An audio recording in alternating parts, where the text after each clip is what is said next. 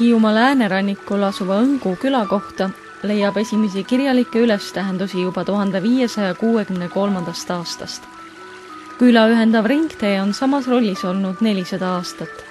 Nii Rootsi, Vene, Saksa kui Nõukogude ajal enesestmõistetava loomuliku tuiksoonena, sõltumata sellest, kummal pool talude piiritähised asunud.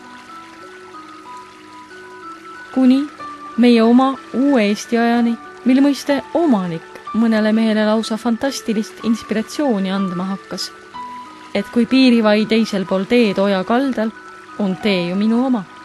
Niisiis vägevad aiapostid keset teed maasse rammida, 4-kordne okastraat külge, valged plastikribad ehteks ja sina vaata ja imesta, kui kenasti need tuule käes lehvivad. Juriidiliselt on kõik korrektne. Omanik võib oma maad tarastada nii palju, kui tahab ja kaitsealuse Õngu oja äärde on jäetud rada kalauurijatele. Siinkandis on muidugi rohkesti metsigu, kuid mitte nende tõkkeks pole see kompositsioon mõeldud. Postid maja siseõues on hoopis peenikesed, õuel väravate ees pole.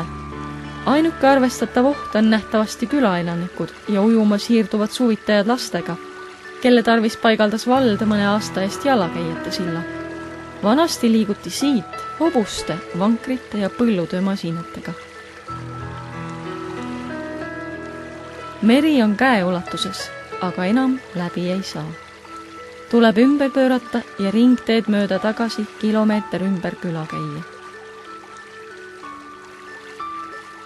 Inimesed ei mõista, miks paar korda aastas oma krunti külastava omaniku hirm jalakäijate ja lapsevankrite vastu nii suur on, et ta selle sünge traataiaga ajalooliseks liiklussooneks olnud külatee lõhestas.